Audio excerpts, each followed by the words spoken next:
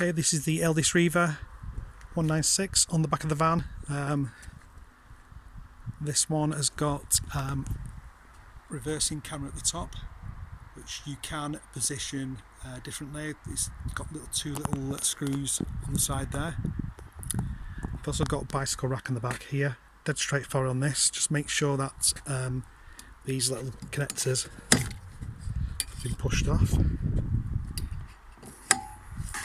That allows it to then come down.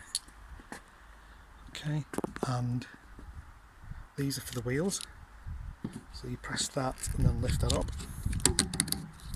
Okay, so that's pretty straightforward. You've got some other attachments as well, where you can see the sticker here, and these attached to this central bit here.